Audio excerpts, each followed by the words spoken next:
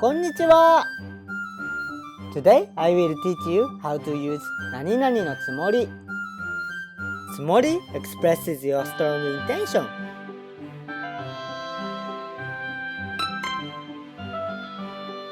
つもり。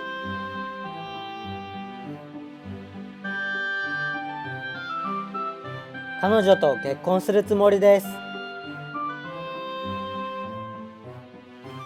彼女と結婚するつもりです。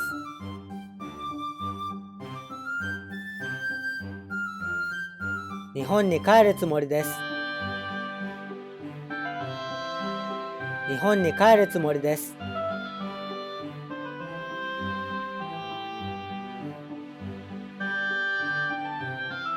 仕事を辞めてこれからどうするつもりなの？仕事を辞めてこれからどうするつもりなの？こんな遅くにどこへ行くつもり？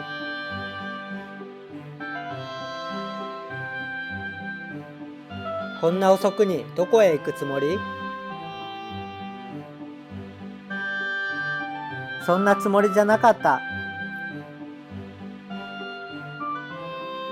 そんなつもりじゃなかった。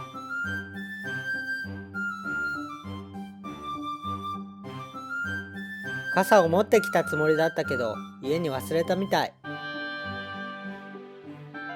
傘を持ってきたつもりだったけど家に忘れたみたい。Do you want to pass JLPT?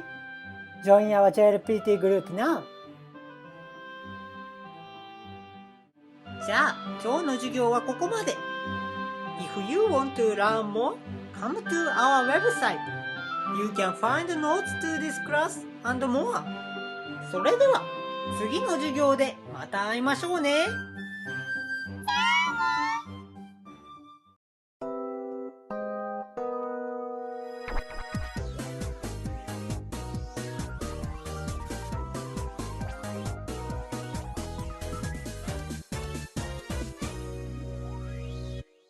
Do you have any Japanese questions? Please come to kakehashijapan.com. Our professional Japanese teachers can teach you Japanese. Join us now!